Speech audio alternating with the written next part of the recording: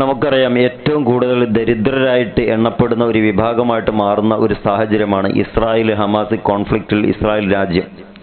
ആ രാജ്യത്തിൻ്റെ ഉയർത്തെഴുന്നേൽപ്പ് തന്നെ ആയുധക്കച്ചവടത്തിലൂടെയും മറ്റുള്ളവരെ കൂട്ടിക്കൊടുത്തുകൊണ്ടും ഒക്കെയാണ്, മൊസാദിൻ്റെ തന്ത്രപരമായിട്ടുള്ള നീക്കങ്ങൾ കൊണ്ട്. ആ രാജ്യം അത്രമേൽ ഉയർന്നു നിൽക്കുന്ന ആ സ്ഥലത്ത് നിന്നാണ് വലിയ രൂപത്തിൽ ഒക്ടോബർ 7-ന് അധപ്പതനത്തിൻ്റെ പടുകുഴിയിലേക്ക് ചാടി വീണത്. അവിടുന്ന് തുടങ്ങിയതാണ് അവിടെ എല്ലാ ശനിദശയും.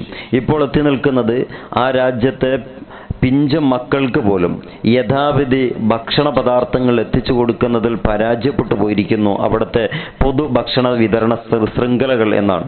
അതിന് പ്രധാനമായും പറയുന്നത്, പോകുന്ന വാഹനങ്ങളിൽ എത്തിക്കാൻ പറ്റുന്ന രീതിക്ക് സാധനങ്ങൾ കൊണ്ടുപോകാൻ ആളുകൾ ധൈര്യപ്പെടുന്നില്ല എന്നുള്ളതാണ്. ട്രക്കുകൾ നോക്കിയിട്ടും അതുപോലെയുള്ള ബാരക്കഡുകൾ നോക്കിയിട്ടും ഒക്കെ ആയിട്ടുള്ള ആക്രമണങ്ങൾ ഏത് സമയവും വരാൻ സാധ്യത ഉണ്ട് എന്നുള്ളത് കൊണ്ട് തന്നെ പേടിത്തൊണ്ടന്മാരായിട്ടുള്ള ജൂത സൈനികർ അല്ലെങ്കിൽ ജൂത ആളുകൾ ഡ്രൈവർമാരായിട്ട് ട്രക്കുകൾക്ക് ജോലിക്ക് തയ്യാറാകുന്നില്ല എന്നുള്ളതാണ് പ്രധാനമായും ഈ ഒരു ഭക്ഷ്യ ശൃംഖലകൾ അറ്റുപോകാൻ കാരണം. അതുകൊണ്ട് തന്നെ അവിടുത്തെ സ്ത്രീകൾക്കും കുഞ്ഞുങ്ങൾക്കും ആവശ്യമായിട്ടുള്ള ഭക്ഷണമോ ഔഷധങ്ങളോ എത്തിച്ചു കൊടുക്കാൻ രാജ്യത്തിൻ്റെ പല ഭാഗങ്ങളും സാധിക്കുന്നില്ല എന്നുള്ളതാണ്.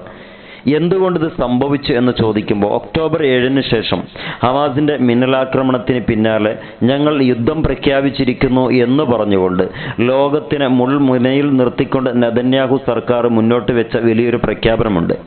ആ പ്രഖ്യാപനത്തിൻ്റെ അലയൊലികൾ ഇന്നും പല ദിക്കുകളിലും ആഞ്ഞടിക്കുന്നുണ്ടെങ്കിൽ പോലും ഇവിടെ ഏറ്റവും കൂടുതൽ നിഷ്കരണം വധിക്കപ്പെടുന്ന ഒരു വിഭാഗം ഹമാസിൻ്റെ ആളുകളായിട്ടും ഗസയിലുള്ള സ്ത്രീജനങ്ങളും കുഞ്ഞുങ്ങളുമുണ്ട്. പക്ഷേ മറുഭാഗത്ത് മരിക്കുന്നില്ല എന്നേ ഉള്ളൂ, പക്ഷേ ഇഞ്ചിഞ്ചായിട്ട് മരിക്കപ്പെടുന്നുണ്ട്.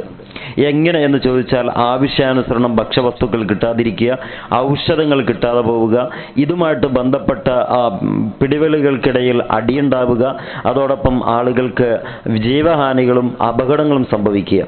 ഇതാണ് ഇപ്പോൾ പല സമയങ്ങളിലായിട്ട് ഇസ്രായേലിൻ്റെ പല ഭാഗങ്ങളിലും റിപ്പോർട്ട് ചെയ്യുന്ന വാർത്തകൾ. ഇവിടെ ഓരോ രാജ്യത്തിൻ്റെ ആളുകളും മനസ്സിലാക്കേണ്ട ഏറ്റവും പ്രധാനപ്പെട്ട കാര്യം, ഒരു അടി കിട്ടുമ്പോഴേക്കും ഞങ്ങളെല്ലാം തറപ്പറ്റിച്ച് കളയും എന്ന് പറഞ്ഞ് ഇറങ്ങിത്തിരിക്കുന്നതിന് മുമ്പായിട്ട് സ്വന്തം രാജ്യത്തിൻ്റെ പൗരന്മാർക്ക് ഇത് എത്രമേൽ ബാധിക്കുമെന്നുള്ളത് ഒരു വേള ആലോചിച്ചിട്ടുണ്ടെങ്കിൽ ഇസ്രായേലിന് ഗതി വരില്ലായിരുന്നു. കാരണം ആലോചന നടത്തുന്നതിന് മുമ്പേ തന്നെ ആ രാജ്യം ഗസ എന്ന് പറയുന്ന മുനമ്പ് പ്രേതഭൂമിയാക്കി മാറ്റുകയും അവിടെ ഒരാൾ താമസമില്ലാത്ത രീതിക്ക് ആ പ്രദേശമാക്കി ഞങ്ങളുടെ കരങ്ങളിൽ ഒതുക്കി വെക്കുകയും ചെയ്യും എന്നുള്ളതാണ്.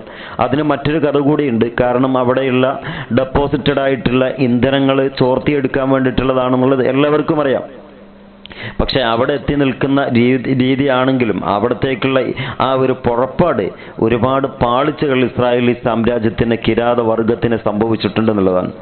രാജ്യത്തിൻ്റെ ഏലിയാത്തിൽ ഉൾപ്പെടെയുള്ള ബോംബാക്രമണങ്ങൾ, മിസൈൽ ആക്രമണങ്ങൾ നടത്തിക്കൊണ്ടിരിക്കുമ്പോൾ എങ്ങനെ ഈ ഭക്ഷ്യശൃംഖലയെ തരിപ്പണമാക്കാതെ അല്ലെങ്കിൽ തകരാറാകാതെ മുന്നോട്ട് കൊണ്ടുപോകണമെന്നുള്ളത് ബന്ധപ്പെട്ട വൃത്തങ്ങൾ ആശങ്കയിലാണ്. ഗസയെ സംബന്ധിച്ചിടത്തോളം പണ്ടേ തകരാറിലാണ്, അവിടെ നേരെയാക്കാൻ ഇല്ല എന്നുള്ളത് മറ്റൊരു വസ്തുത. ഇവിടെയാണ് വാദി പ്രതിയാവുകയും പ്രതിവാദിയാവുകയും ചെയ്യുന്ന സാഹചര്യം ഉണ്ടായിട്ടുള്ളത്. ഹമാസ് 1948 മുതൽ ഹമാസിൻ്റെ ആളുകൾ അഥവാ പൂർവികരായിട്ടുള്ള ആളുകൾ അനുഭവിച്ചു പോരുന്ന ഓരോ വിശപ്പും ഇന്ന് ഇസ്രായേലി ജൂതന്മാർ അനുഭവിച്ചു കൊണ്ടിരിക്കുകയാണ്. ഇന്ന് 10 നാളെ 20. കാരണം അത്രമേൽ ദുഷ്കരമായിട്ടുള്ള ശൃംഖലകളായിരുന്നു അവരുടേത്. അതെല്ലാം തകർത്ത് തരിപ്പണമാക്കാൻ ഹൂത്തികളുടെയും ഹിസ്ബുള്ളയുടെയും അതുപോലെ ഇസ്ലാമിക് റെസിസ്റ്റൻസിൻ്റെയും ഏറ്റവും പ്രധാനപ്പെട്ട ഹമാസിൻ്റെയും ഇടപെടൽ കൊണ്ട് സാധിച്ചിട്ടുണ്ട് എന്നുള്ളതാണ്. ഹൂത്തികളെ സംബന്ധിച്ചിടത്തോളം കപ്പൽ സഞ്ചാരം തടയപ്പെട്ടതോടുകൂടെ തന്നെ അവിടത്തേക്ക് പോകുന്ന ഔഷധങ്ങളും ഭക്ഷ്യവസ്തുക്കളും തടയപ്പെടുകയാണ് ഉണ്ടായത്. അതുകൊണ്ട് എത്രയോ ദിവസങ്ങൾ കാത്തിരുന്ന് വേണം ഒരു കപ്പൽ കരക്കടക്കണമെങ്കിൽ, അഥവാ ഇവരുടെ ഈ തുറമുഖത്ത് അടുക്കണമെങ്കിൽ ചുറ്റിത്തിരിഞ്ഞ് 6, 7, 8 ആഴ്ചകൾ കൂടുതൽ സഞ്ചരിച്ചിട്ട് വേണം ഇസ്രായേൽ തുറമുഖത്ത് നങ്കൂരമിടാൻ. ഇവിടെ ഏറ്റവും പ്രധാനമായി കാര്യങ്ങൾ ചൂണ്ടിക്കാണിക്കുന്നത് ഇപ്പുറത്തെ യുദ്ധങ്ങൾക്ക് വേണ്ടി മരണപ്പെടുമ്പോൾ അപ്പുറത്ത് പട്ടിണി കിടന്നിട്ട് അത്രയില്ലെങ്കിൽ പോലും അതിനോട് കിടപിടിക്കുന്ന രൂപത്തിലുള്ള ആളുകൾ മരണപ്പെട്ടു പോകുന്നുണ്ട് എന്നുള്ളതാണ്. പക്ഷെ അത് പുറം ലോകത്തേക്ക് അവർ കൊണ്ടുവരാത്തത് ആ രാജ്യത്തിൻ്റെ യശസ്സിനെ താഴ്ത്തിക്കെട്ടാൻ സാധ്യതയുണ്ട് എന്ന് മനസ്സിലാക്കിയിട്ടാണ്.